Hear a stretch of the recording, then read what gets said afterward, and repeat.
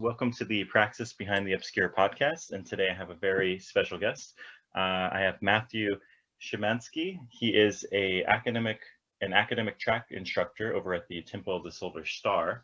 And rather than me introducing him, I think it would be better that he introduces himself to the audience. I was actually just watching your YouTube video, one of your videos on YouTube, with the Astrological Magic series, part 3. And so, yeah, welcome to the show. And can you introduce yourself and how you got interested in esotericism in general? Yeah, thanks, Ryan. And thanks for having me on. I'm really happy to be here.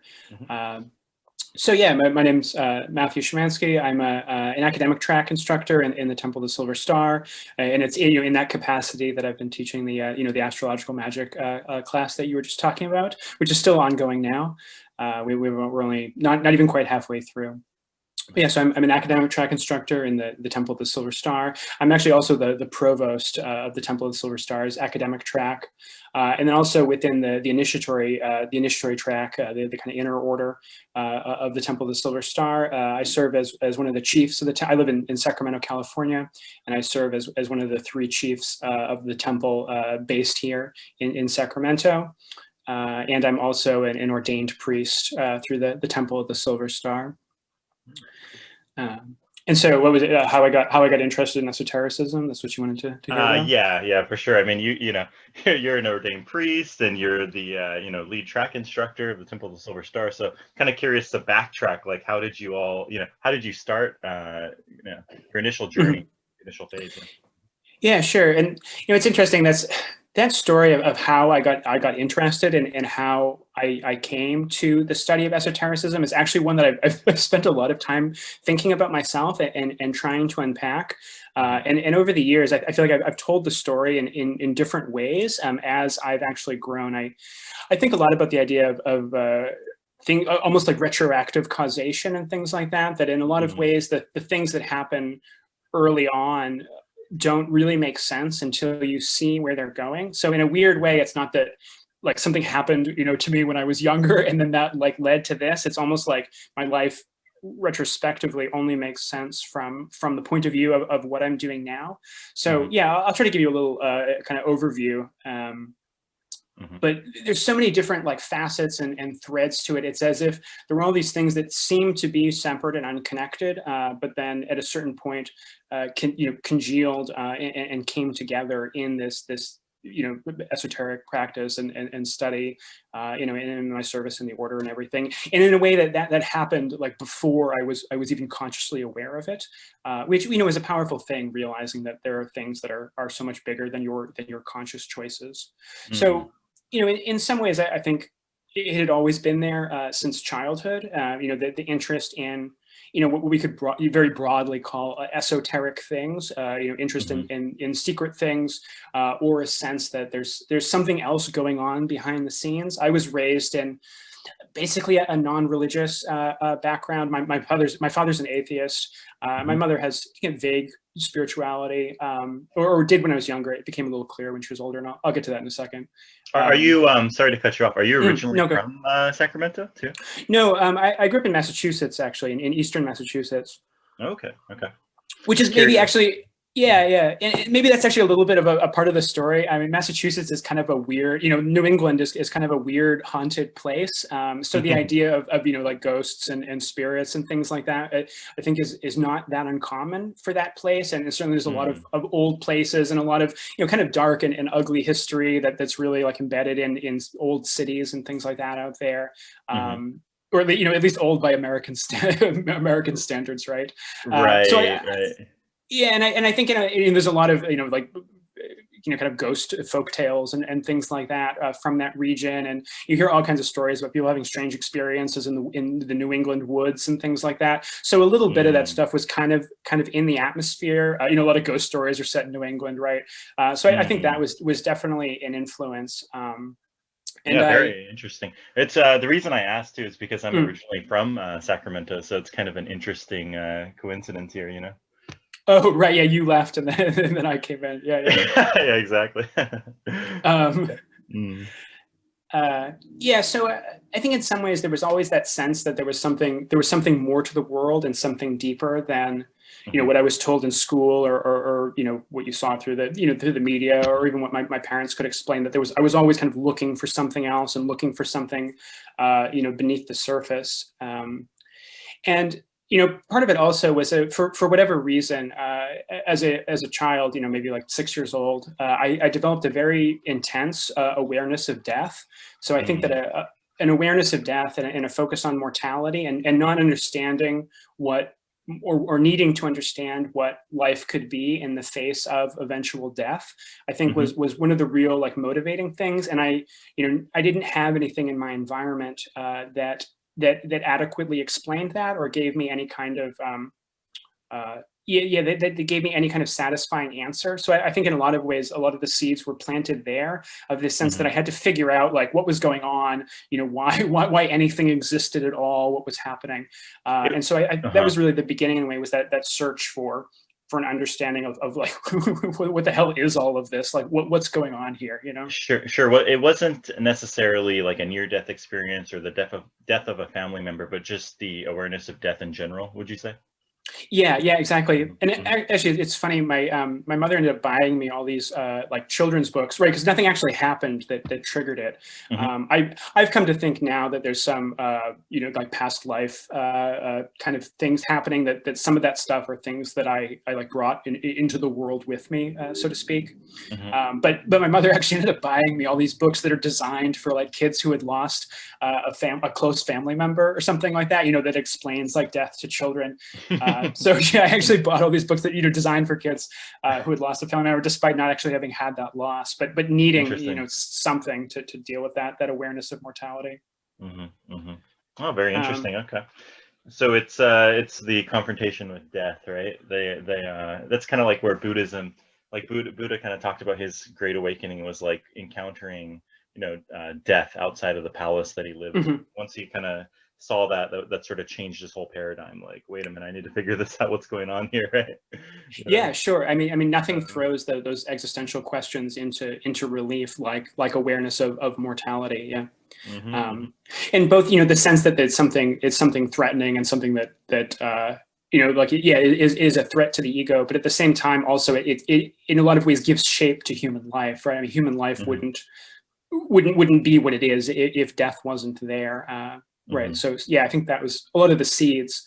Yeah, let's see. So I also, you know, kind of running somewhat parallel to that too, I always had an interest in, and again, getting back to that sense that there was like something more going on.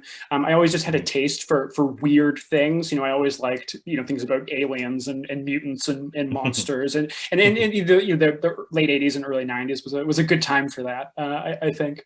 So definitely that interest in weird things and things that are like marginal or obscure. And then, you know, as I grew older, that became like a taste in, like when I was in high school, I discovered, you know, like surrealist art, and that made a big influence on me.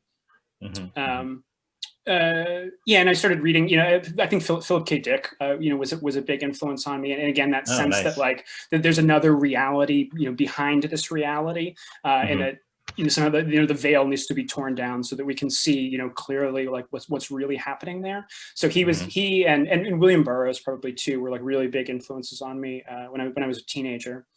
Okay, awesome. And, yeah, and through music too, even kind of connected that, listening to like Throbbing Gristle and Coil, you know, a lot of that, they were, you know, tapping into esoteric themes and trends. So those things were certainly influential on me as well. Okay, and then you kind of started digging into like Crowley's writings and Thelema and stuff like that.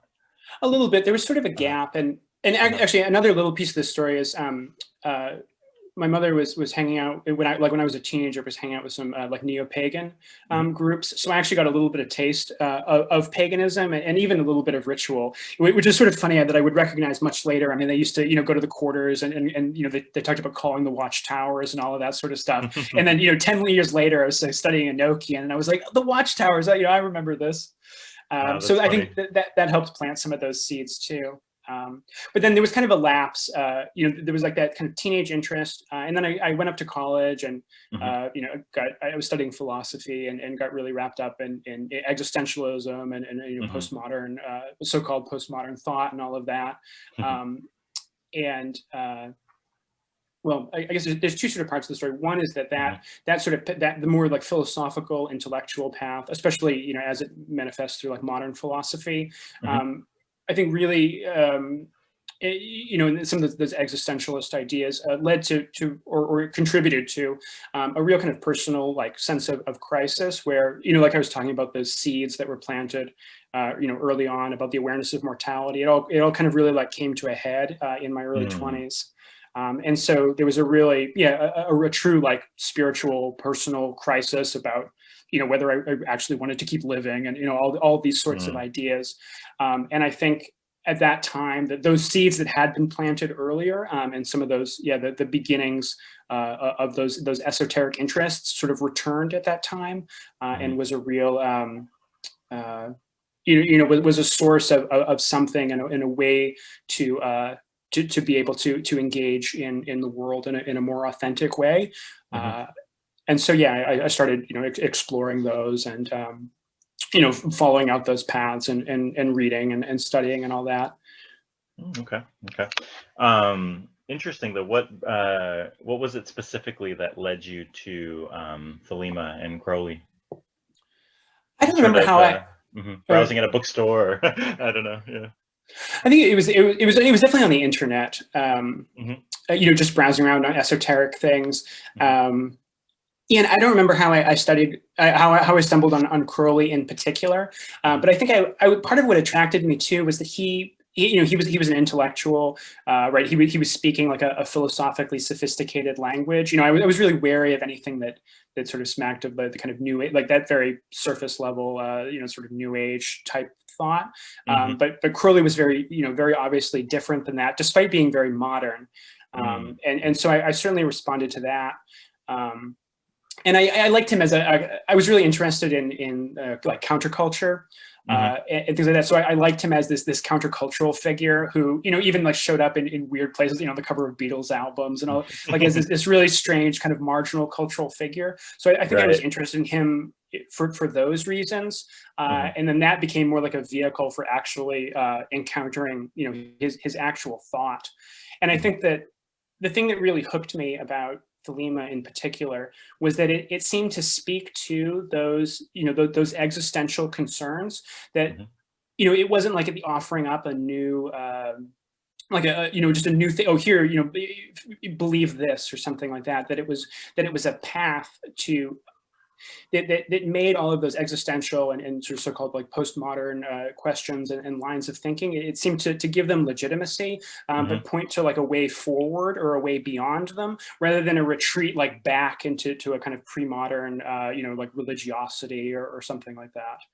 Um, Hmm. Hmm. so I think Okay. in the end, it was almost like that's the ethical sense of do what thou wilt, and that's the other thing too. I think in some ways I'd always been a Thelemite and had always believed, Hmm. in the law of do what thou wilt shall be, that's like the core of things, and that external ethics and things like that aren't applicable. I've been interested in like anarchist politics since I was a Hmm. teenager, and so I think it really spoke to my just basic sense of fundamental ethics, Hmm. um, where it was like a sense of recognition of encountering that and going like, oh yeah, that's what I've already believed. Right, right. Seems very empowering rather than like retreating into some sort of neurotic academic philosophy or something Hmm. like that. Like actual tools you can implement and a philosophy that empowers you and that resonates with you. It seems like, right? Hmm. Okay, cool. Sure, yeah, and that puts the intellect, sort of in its place. That gives value to it, on its plane, but also Hmm. speaks to the human intellect not being like the be all end all of things. Sure. Hmm. Exactly. Okay, so I'm curious, like we kind of talked a little bit about your introduction to esotericism. How has your overall, what would you say, like from way back then, obviously, until now, how has your practice evolved over time? And I'm curious, I asked this to most of my guests, like what do you do on a regular basis? I know that obviously you teach courses and Mhm. you lead the academic track and whatnot, but for your own personal practice, are there does it change, or are there like staples of your daily or regular practice? Yeah, sure. Yeah, so there's a few different facets to that. Uh, on the one hand, my personal practice has evolved partially just, my actual like practice of the Thelemic and Golden Dawn tradition, and drawing on other, aspects of the Western esoteric tradition. But it's also been a really interesting like center point to branch off into other things.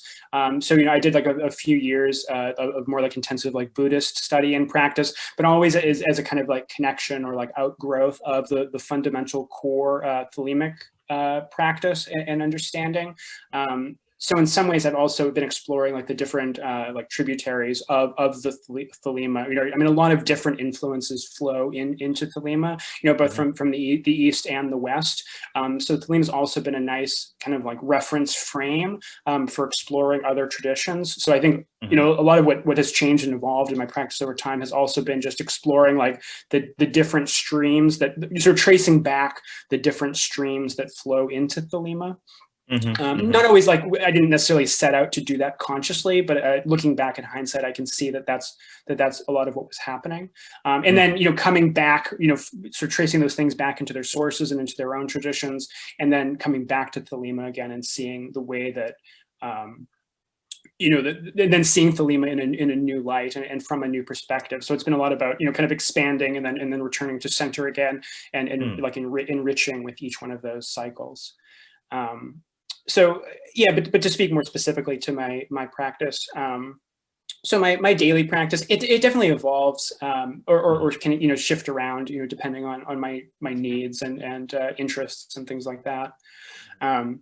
So kind of core daily practices include like sitting meditation. That's something I've really continued from.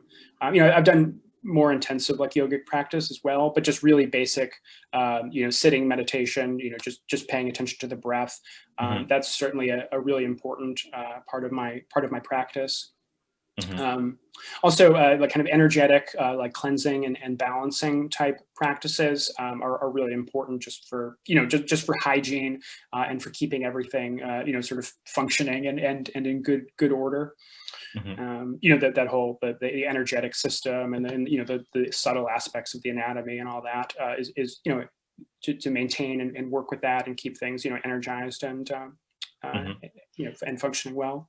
So this isn't like an Eastern concept, like the chakras or like qigong or those sort of systems, would you say, or would you say more of like like more of a Thelemic, like Golden Dawn, middle pillar, this sort of thing, or kind of a combination?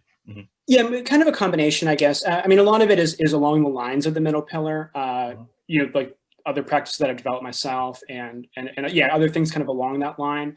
I did do a few years of like some internal martial arts. It was a Kung Fu school that did both like external martial arts as well as like internal practices. So that experience of doing a more like, Chinese form of energy manipulation certainly influenced the way that I still think about it now. And I don't know if you're familiar with like Mantak Chia, but some of his like energy practices have definitely influenced my thinking and my actual practice of a lot of those things. Oh, nice. Okay, cool. Okay, this is a question that I'm actually curious on your perspective. So why do you think that Thelema is important in the current day and age? Because and like, what are the benefits of working through perhaps a system like the AA or Temple of the Silver Star versus more of a freestyle approach? Because these days, I think that at least if you look at like internet forums and stuff, people are kind of like, that's kind of outdated. Why would I work through a system or join an order or a lodge or something along those lines, right? Like, what do you think are the benefits? Because obviously you're in the order, you teach, and you went through some of these systems, right? So I would like to hear sort of your perspective on that. Sure, and actually that adds another piece to your last question as well. Some of my daily practice is doing like initiated practices, and some of the way that my practice has evolved over time is in like the progress through those systems. Let's see. What was the first part of your question there? I said kind of more like why is Thelema important in the current day, this current age, Right. Yeah, that's that's a really good question, and it's something that I think actually like struggle with at times. I'll say a bunch of things about that, but in some ways, I didn't come to it thinking, look at the world, look at how the world is. What we really need is Thelema. It was something much more like personal and intimate. And so there are definitely times when I do look at the world and think of, everything that's happening, politically or ecologically or everything else, and think like, is this really the best thing? Is this really what I'm supposed to be doing? Like, wouldn't, becoming some sort of activist or whatever else be like more directly beneficial? And so, yeah, and so that's something I think I've spent a lot of time thinking about is why is this important? And obviously, at the core of it, it's in my personal sort of sense is just that it's answering a call. I feel called to do this and called to be one link in the chain of this tradition. And in some ways, my sense is that it's something bigger and more intelligent than I am, and that the tradition and especially as I study like the history of the Western esoteric tradition, it seems like the tradition itself has a kind of intelligence that is greater than any of its individual pieces or members can possibly see, like from their embeddedness in their particular time and place in the world and in history. But that being said, I can definitely offer like a few thoughts about it.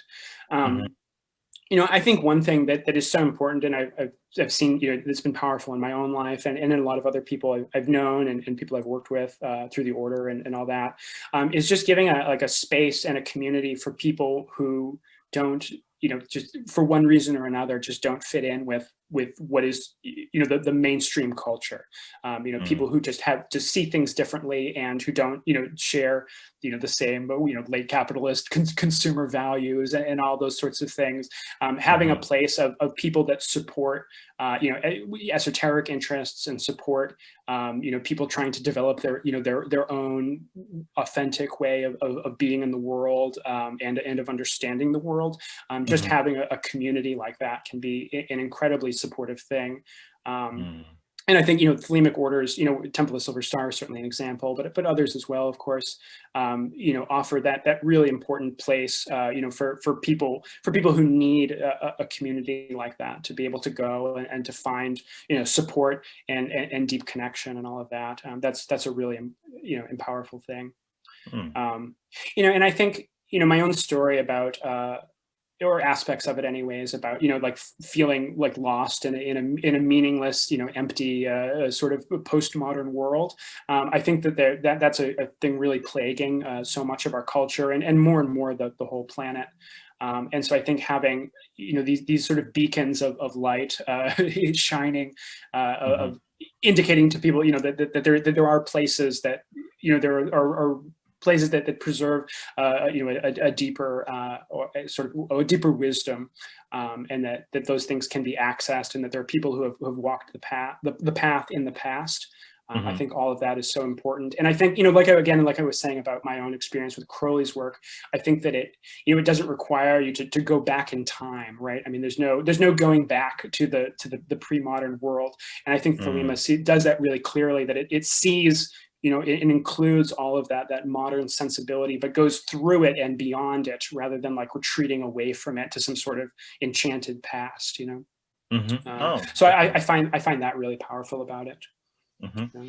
Okay, yeah, definitely, that's a great answer. And I think that a lot of people too, they are perhaps intimidated to join an order as well, or to like you sort of jumped in. You also went through the AA, I'd imagine, right? Yeah, so the history of my more formal affiliations, after a couple years, or really maybe just like a year and a half of kind of studying alone and trying to go at it alone, I was involved with the Ordo Templi Orientis for a little while. I'm not a member any longer, but that was a nice introduction and kind of first steps into a magical order and a magical community. And then, and I actually joined AA. This is unusual for a member of the Temple of Silver Star, but I joined AA first and was an initiate first. And then, I don't know how much you know about the AA curriculum, but it gets really advanced really quickly. And so I felt like, I got really over my head really fast, and wanted, help and support with with that material, and I knew about Temple of the Silver Star, and so I first joined it just looking for a more in-depth, step-by-step, like fleshed out curriculum, rather than just being like kind of tossed into the deep end and trying to figure out how to swim all on my own. Okay, interesting. So what, maybe it would be good for you to explain, like, what are the differences between the AA and the Temple of the Silver Star, and what's the general mission or praxis of the Temple of the Silver Star? Sure. So AA and Temple of the Silver Star are entirely separate orders. The way we phrase Temple of the Silver Star's relationship to AA is that the Temple of the Silver Star was founded in service to AA. And so Temple of the Silver Star is essentially, you could think of it as an outer vehicle, for the inner mysteries or the greater mysteries. And so that speaks more to our initiatory track work. Okay, so it sort of assists. It's sort of a. I mean, they work hand in hand, basically. Like Temple of the Silver Star goes over some of the basics, would you say, and then that you're going to experience or learn during your AA track. Yeah, and I think the way I approached it, like, again, was sort of unusual, but it makes a lot of sense for people who are interested in AA, but want something that that has more guidance, that really starts from the ground and just builds up, like step by step, and is much more fleshed out. Again, the Temple of the Silver Star is founded on like the Golden Dawn pattern, or like the cipher manuscript pattern, and so is AA, but essentially what Crowley did, or Crowley and George Cecil Jones did when they were founding AA, was sort of like gut the first order of the Golden Dawn system, and just sort of compress it all and give people access to very advanced materials very quickly. And so I think, that's not like a criticism of the AA or anything like that. I mean, I think it is pure and as it needs to be in and of itself, but having Temple of the Silver Star as a kind of outer vehicle that offers more like grounded step-by-step training, and in addition to the training too, I think it offers a lot of other really nice things that have been developed in the Golden Dawn tradition has now been a living tradition for 130 or something years now, and a lot of other things have been developed, and a lot of insights from psychology, and especially like depth psychology or archetypal psychology have been incorporated as well. So certainly, like, psychological health is a huge part of Temple of the Silver Star's work, and a really beautiful thing, I think, that it offers. We do healing work, and again, if you had to try to think of what the mission of Temple of the Silver Star is, I think just the idea of being a place that or a system that guides people to the understanding and the discovery and the realization of their own wills. That I think is maybe a good way of talking about the mission of the order. Okay, cool. It also kind of sounds like it's sort of like, with the Golden Dawn, you have the inner order and the outer order, and sort of very separate, right? And you have to sort of go through the outer order first, and then move on. But Crowley kind of threw in the inner order stuff into the outer order, right? And sort of, but this is sort of an attempt, more or less, to sort of not necessarily separate them, but to sort of make it, what would you say, like digestible, or sort of, organize it in a way that, not necessarily, sort of like how the Golden Dawn had it, but a little bit more, not as slow perhaps, and a little bit more like gradual and structured, would you say? Yeah, and again, just step by step, building from the ground up. And I think one thing that's really been developed in the last 130 years, like since the AA was founded, was the development of the outer order. In Crowley's day, Crowley went through the outer order of the Golden Dawn in like not even 2 years, I think. He went through really rapidly, and really all you had to do at that time to advance was you just like memorized the knowledge lectures, and then like took a written test, and then you got to advance to the next grade. But in that 130 years, the outer order curriculum has really been like fleshed out and developed. So the things that Crowley was casting aside are not, the outer order that Crowley was maybe uninterested in is really so skeletal and undeveloped compared to what we have now. So so that's really developed as well. So you can almost see like the kind of outer order development and the AA development as being like parallel lines that have, with Temple of the Silver Star, have kind of come back together again in a certain way. Again, the two orders remain distinct, but there's certainly mutual, relation or influence, whatever. Would you say most people that are in the Temple of the Silver Star are members of the AA, or they eventually join, or are there people that just sort of stay in that order, would you say? Yeah, I mean, it's hard to speak to numbers and things like that. I mean, there's certainly give me the damn data. No, right. I need the spreadsheets. No, I'm just kidding. No, I mean, or even to make generalizations. Right. I think Temple of the Silver Star is a perfectly serviceable, path in and of itself. And, and actually, if you include like the inner order of Temple of the Silver Star, it actually leads to, what we in technical terms is called the knowledge and conversation of the Holy Guardian Angel, which marks, like Adepthood in the AA sense. So the Temple of the Silver Star is a full and complete path, all by itself. It's much more than just preparatory training for AA. Though for people who are interested in AA, it can serve as a preparatory training in a very nice way, as can the academic track as well. The course one of our academic track is a great way of going through the student curriculum of AA and building up the basic knowledge that you'll need to begin the work of the probationary period. Yeah, as I mentioned, I'm watching your Astrological Magick series. It's really well done, and it does. I mean, it's sort of a refresher in some ways for me. I am learning from it too, but what I really like is it does clear up a lot of like common misconceptions, I would say, right? Like, say you're just sort of researching the stuff on your own or reading some books. There's always these sort of I mean, it's very easy to misinterpret things or misunderstand things, right? But what I really like is the YouTube lectures are very well organized. You have a PowerPoint, and you kind of I don't know if that was even the intention, but you do clear up a lot of common misconceptions. Maybe you already kind of know these common misconceptions, and so you sort of structure the lectures in that way. But it's very well done, and I'm wondering, like, are most of the academic track courses, are they going to be available on YouTube, or is that the plan going forward, or do you have to sort of join the like the formal online track, I guess it would be called? Oh, sure. Well, Ben, thanks very much for your comments. That's great to hear. So we should make a distinction between like the class series that I've been offering publicly, and then the actual like courses. The academic track itself is composed of 4 courses.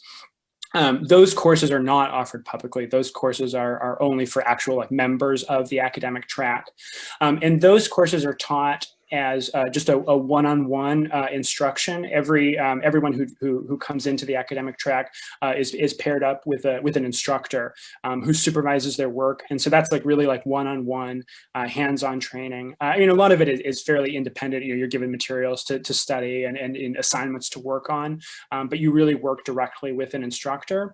The public classes we offer are in a way like a supplement to the more what's the word I'm looking for, the like official curriculum. So the actual coursework itself will never be made public. These are just like series of public classes that I've been offering. I mean, certainly, there's quite a bit of relevance to the things I teach and to the things that we do in the academic track. And by that's no coincidence. But they are separate things. So, if people are interested in this and really want to go into depth, just watching the things that are publicly available and on YouTube, that's only a taste of what we do. And so if somebody was interested, we're talking about the Temple of the Silver Star and the academic track. Is this, so there's a physical location too, or is this all online? That's another thing that I'm kind of curious about.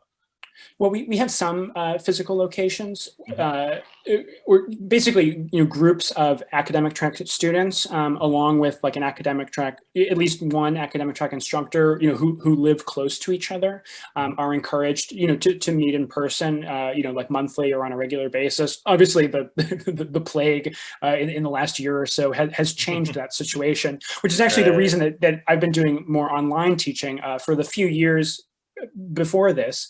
I had just been teaching a local class here in Sacramento. We had a space that we rented, and once a month, local people would show up, and we would talk about different topics. And then after we couldn't meet in person anymore, I had started offering a few things online, but I just started doing everything online. And I've gotten a good response from that, and it's nice to have a smaller, like intimate, in-person audience. But obviously the online audience has been bigger, and it's been nice that that being able to have the PowerPoint slides and everything like that. I've enjoyed working in that format. So it's been one kind of silver lining in a difficult year. I remember actually, I think it was 2 years ago, I actually applied to join the academic track because I live in Korea. Obviously, I can't join anything in person, right? And so I think it was probably 2 years ago, but I think it said, like, I got an email back that it said we're full, basically, like registration is full, try again next year. So it seems like it's pretty popular. Would you say it's like generally full, or should people, if somebody's interested, they hear this podcast, how would they go about applying, or what would you recommend them if they're interested in joining? Sure. I mean, you can definitely submit an application. The way that things end up happening, because there is, which on the one hand is so exciting and is really great that people are interested in this material and we want to be part of what we're doing. But of course, we have only a finite number of instructors and unlimited capacity to take on students. So there often is a kind of fluctuating back and forth where we'll be closed for new applications for 3 months or 5 months or something like that, and then we'll open back up and take new students as we have capacity. And then once we start to fill up for capacity, then we'll have to put another pause again. So if people are applying, they shouldn't be surprised to receive that the response that you received. Right. Just again, because, and especially in the last year, I think people interest has been very high. The academic track works very well at a distance. In the initiatory track, like you can live anywhere in the world and still be an initiatory track member. I mean, you have to travel. We don't do astral initiations or anything like that. Initiations are only done in person, as it should be. But you can just travel for that. People who live close to a temple would do monthly group work, which is really, really powerful. That's actually, I think I meant to mention that a little earlier. The ability to do group ritual work has been really surprising, actually, in a way, how powerful it is. And a lot of my very early, very like potent magical experiences have been in like group ritual settings. I think that we have some sophisticated ways that like we talk about this, but there's a very real phenomenon that people working, if you have a group of people who have like a coordinated, they've all been through training and have a coordinated like symbol set that they all like mutually understand, really powerful things can happen, and it can be much more powerful than any like individual magician can produce on their own. But for people who either aren't interested in that group setting, or aren't able to travel, or aren't able to to attend monthly or anything like that, the academic track works great at a distance. Instruction can be done through Zoom and all that. So well, so especially now with the coronavirus, I mean, there's probably no better time to join the academic track, right? Well, yeah, and there has been a really big demand. We've definitely seen an increase in our number of applications over the last year. So if people are interested and you do apply, again, like, don't be terribly surprised if you do get that response. But we'll give you a date when you can reapply, and just if you're serious about it, waiting 6 months or something like that, shouldn't be a problem. Yeah, definitely. And plus, now that, because I applied a couple years ago, but back then you guys didn't really have a public YouTube channel. So I Mhm. suppose even if even if you get an email saying wait 6 months, I mean, there's plenty of material now that you guys have up on YouTube that could easily fill up, your 6 month waiting period. There's so many courses now that you have available on your YouTube channel. So to study Yeah. and, different, could lead you down different threads and practices and books to read and whatnot. Sure, yeah. Hmm. And I think part of our mission, of course, while we're mainly focused on our members and the work of our members, a certain amount of public outreach is certainly part of our mission, and as a service to the wider world, and to the sort of esoterically interested people out there. Hmm. So that's great. I've been very happy to be part of that kind of outreach process of just making materials and what I think are high quality instruction available for people who are interested in it. Yeah, I shared one of your, I think it was the first video of the Astrological Magic series. I shared it in like a Discord. I'm in some like, occult Facebook Mhm, groups and Discord servers or whatever, right? And so mhm, I shared that first video, and I was actually quite surprised. Like two or three people posted like, "Wow, that makes sense." Like I never really understood the lesser banishing ritual of the hexagram until like, because in your video you show not only do you perform it in the video, but mhm. also you have sort of a slide explaining it, right? And so, yeah, I mean, it's, not just for people who are in your order per se, but it's very educational, informative, or clear up misunderstandings for a lot of people that are sort of doing these practices or diving into the stuff on their own via books Mhm. or what have you, right? So, Yeah, sure. And that's something that I think is a really important, like powerful part of actually being part of like a living continuous tradition, is that there's always like oral instruction, and things continue to evolve. Like a lot of those like common misunderstandings and things like that. They're either mistakes that I've made, or mistakes that like someone that I've learned from have made. We mhm, these things actually get like worked out in practice. Of people going, hey, this part of this ritual doesn't seem to work so well, and then you go back and rethink and try to understand mhm, like what it is that's going wrong. So, I can only claim credit for a certain amount of that. I'm the inheritor of, one of the inheritors of a great wealth of just generation after generation of people actually really working this system, mhm, and putting it into practice. mhm. Yeah, definitely. You kind of mentioned how you earlier in the story you mentioned how you sort of like you kind of branched off into different streams of Thelema, kind Mhm. of like Buddhism and Buddhist practice, and I'm sure a variety of other areas. But currently, is there any new areas? Not necessarily new, but maybe maybe new to you, or areas that you're exploring right now in your magical practice, or even sort of academic interest or whatnot. Mhm. Yeah, actually, so actually, some of what you're seeing in the Astrological Magic course series has been the fruits of a couple of years now of more intensive study of astrology, and especially Mhm, traditional astrology, and well, yeah, I'll address that first, and then talk about the sort of magical connections there too. mhm, Um, I had never, obviously the astrological language is a huge part of what we do, and like astrological rituals and things like that geared around astrological symbolism, mhm, and all of that. But I never really put a lot of I never found a whole lot of value in like actual horoscopic astrology of like casting a horoscope for a particular for the moment of your birth, or something like that.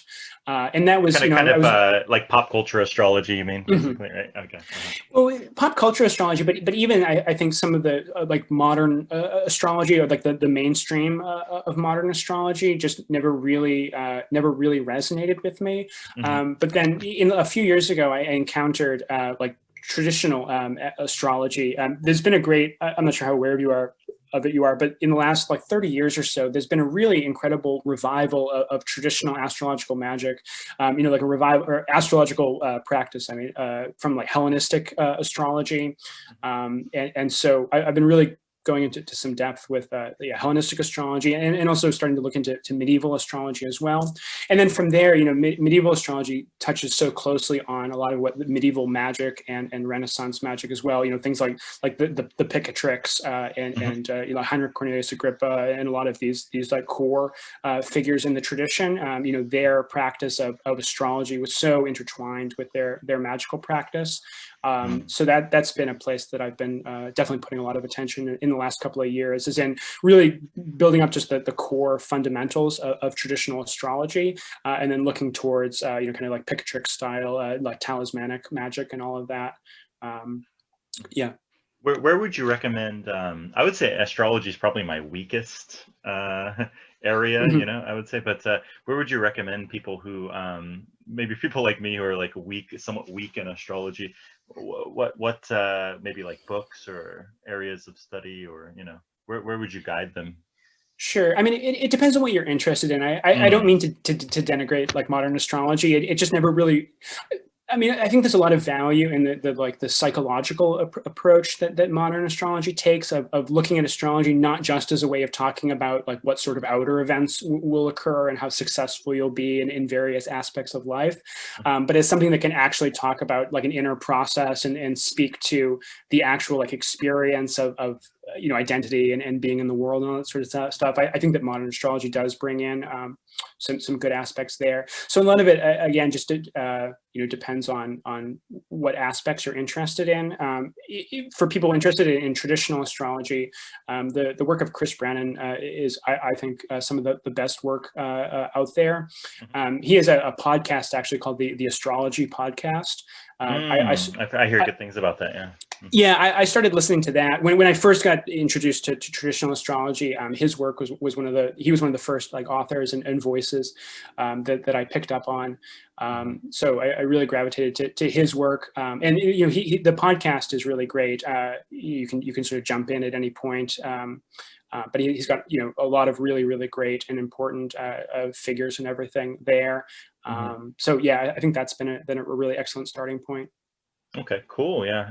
Kind of funny. A friend of mine who's really into astrology really, he really recommends that podcast as sort of a starting point. So, okay, cool. For people who are interested in exploring Thelema and Magick and the Western esoteric tradition in general, what advice would you give them? Like somebody who's sort of new and starting out, what sort of pitfalls would you warn them against? Maybe if like you could go back in time, maybe not necessarily, if you could do things different, but maybe you wouldn't, because you wouldn't be where you're at now. But if there's for perhaps new people, like what pitfalls would you sort of advise, and what kind of advice would you give them? Sure. Yeah. So just for general advice, I think it's really worth spending some time like considering why it is that you're interested in this, and what it is that draws you to this. I mean, this is a really huge, vast, complex, and very powerful thing. I mean, there's no need for people to be fearful or anything like that.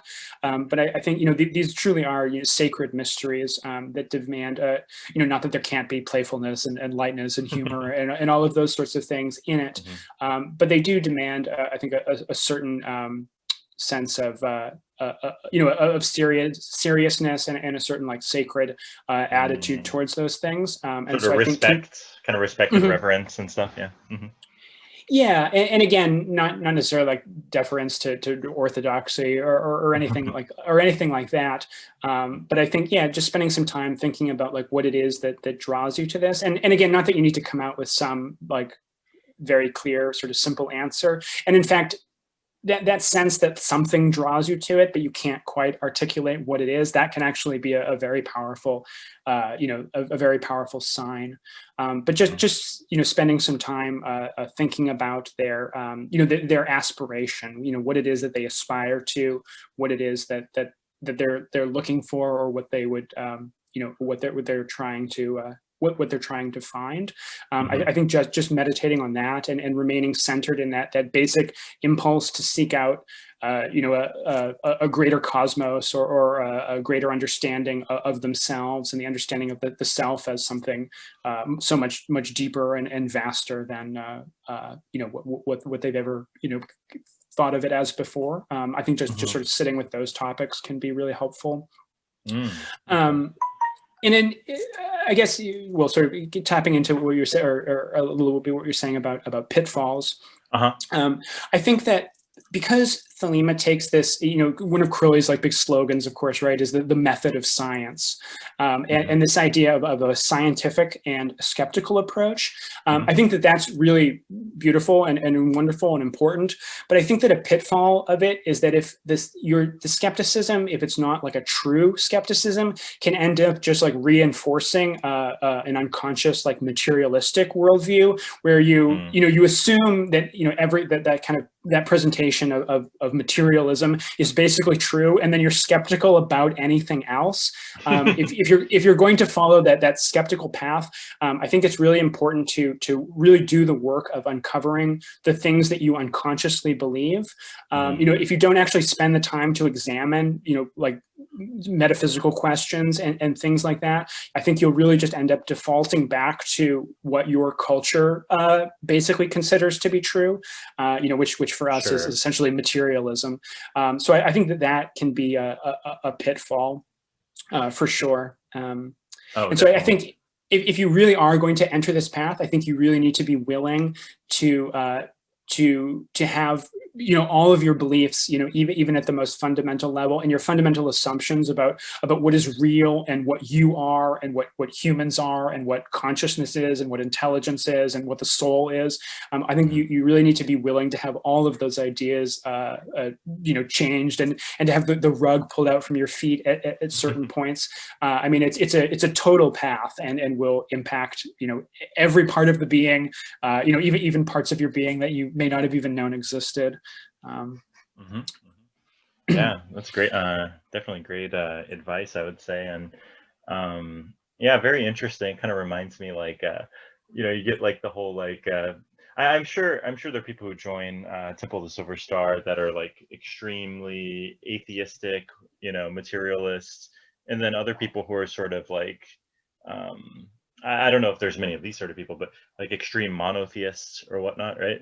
And it's sort of like these sort of paradigms that you hear, nonstop in society, like the sort of dualistic thinking and sort of getting stuck in one reality tunnel, I guess you would say. Like, the further you dive in, it's like it just sort of gets, like you said, what's the expression you used? The rug gets pulled out underneath you. It's like it's sort of like, and then you sort of refine and restructure, and then it gets pulled out again.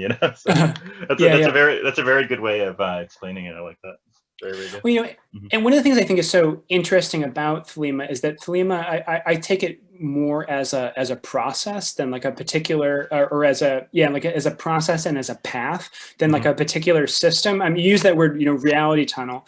And I think that Thelema is in many ways isn't just like one reality tunnel among others. It's not just like, oh, here's this one reality tunnel, if you like this one that you can go down, but it's almost like a meta reality tunnel. It's a reality tunnel that's aware of the fact that it is a reality tunnel. That's a good way of explaining it. Or, Thelema isn't, I think also of Thelema as, thinking about like the traditions and different, religious and spiritual traditions and stuff like that. Thelema seems very, and the Thelemic holy books seem very like self-aware of the fact that they are just one tradition. I mean, it's strange for a tradition to include the idea that it is just one tradition among others, or to include the idea that it's, that its teachings and its sort of message and revelation and all of that is only temporary and only relevant, for one stage of like the ongoing like transformation of human consciousness.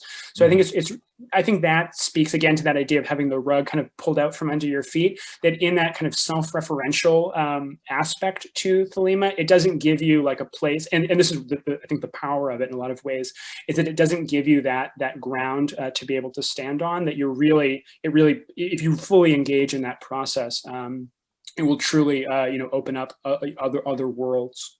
Mm-hmm. Yeah, definitely. What would you say are like common misconceptions of Thelema? Like, since you are, pretty deep in it, I'm sure that you get, when you talk to people or when people come to you or email you or whatever. What would you say are like the most common misconceptions you probably have to deal with and explain? Sure. Yeah. It's funny.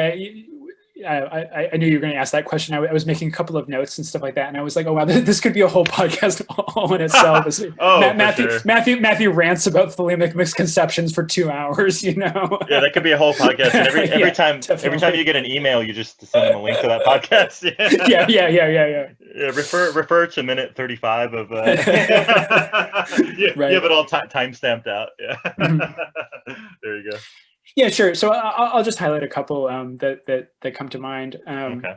The first one is, I think that, again, along the lines of what I was just saying about the way that Thelema is not like a religious or spiritual tradition in quite the same way that we normally think of religious and spiritual traditions being. Following the Thelemic path isn't about like deciding that you are a Thelemite and identifying that.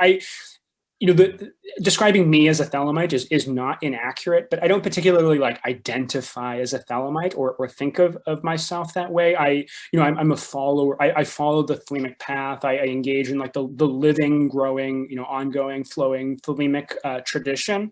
But it's not necessarily about like, oh, I'm this thing. I identify as this thing. And so, while, the Book of the Law and the sort of core concepts of Thelema are all, like for people interested in Temple of the Silver Star, certainly we want, or people won't get much out of their system if they don't have a basic sense of harmony with those fundamental principles. But it's not about, you have to like identify as a Thelemite or decide that a Thelemite is what you are in order to engage in, or, to even become like an initiate of the temple, or to engage in the practice.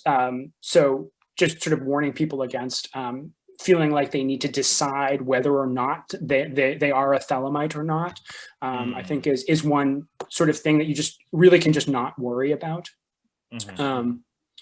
Let's see. Another common misconception about Thelema, I think, is the unicursal hexagram. The hexagram that's drawn like in a single line.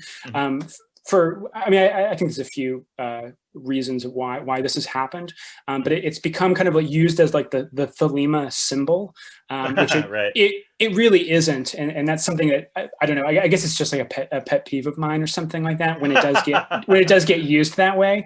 I don't think Crowley ever intended it. I don't know of any other like major important Thelemic authors who ever intended it to be that way.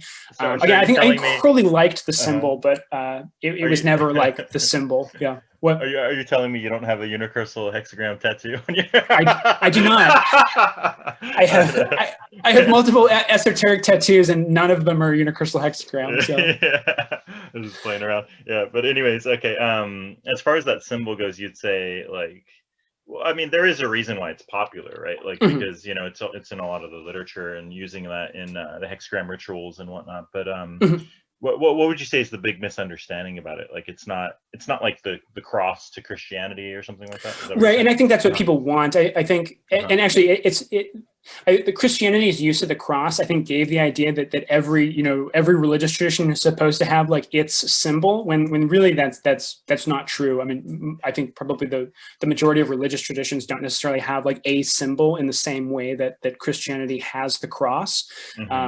So I think, again, maybe it speaks to, again, that some of what that idea of like, oh, I'm a Thelemite, this is the symbol of my religion. It too quickly like packages it up into a kind of consumer like sort of identity or something like that. Where you're like, I'm a Thelemite, and now I have to get the Thelemite brand like put on me so that everyone can be clear about like which religious tradition I've decided to purchase or something like that. You know what I mean?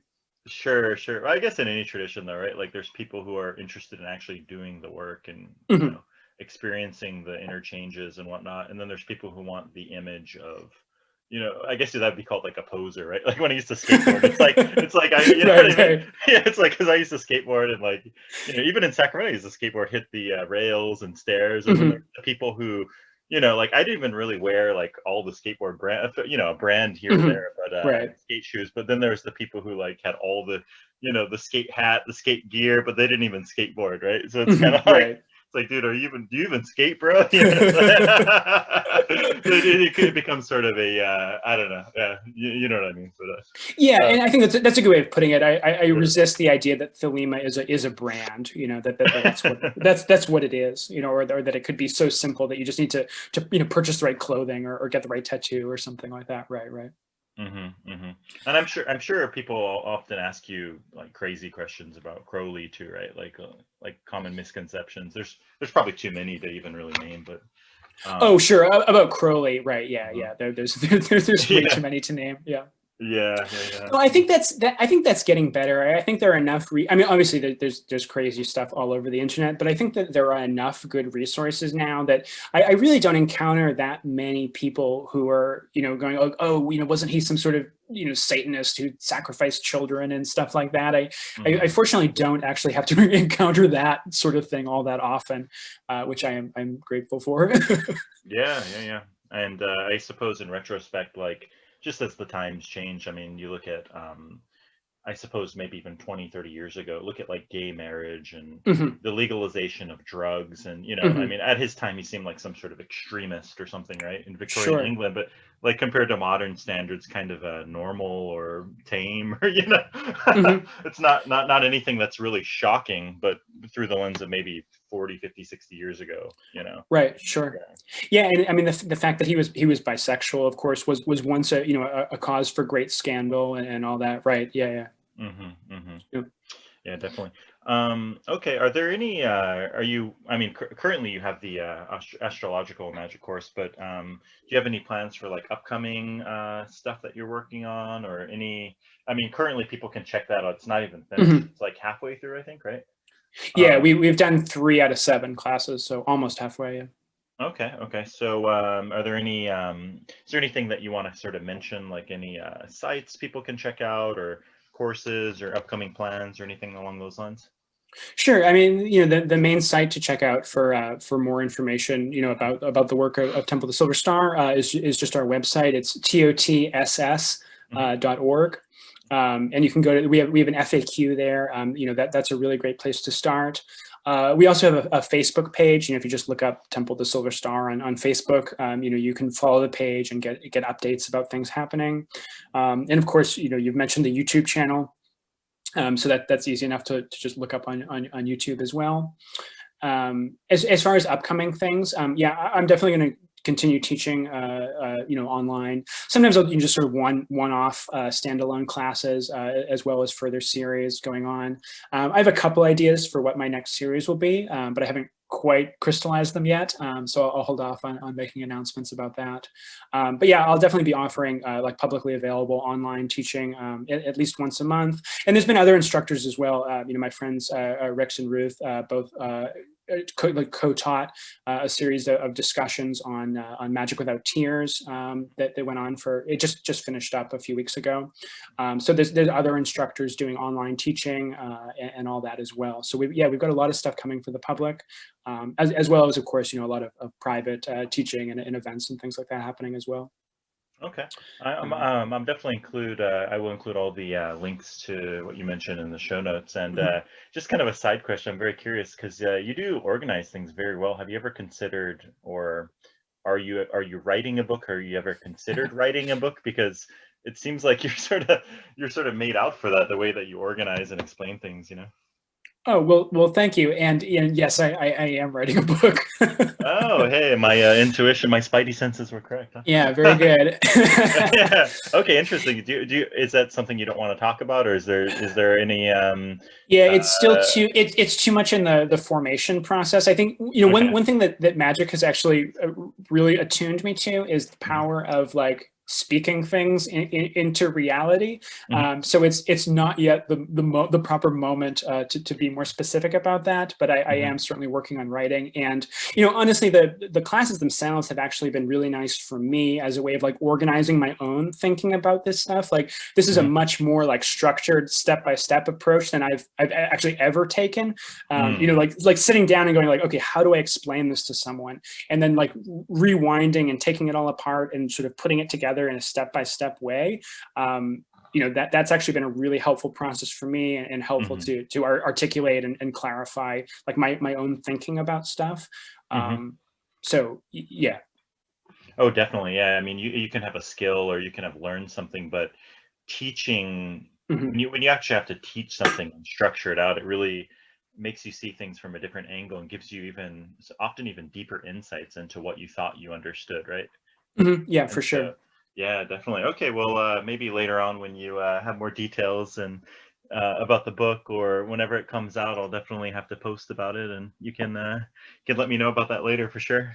Yeah, will do.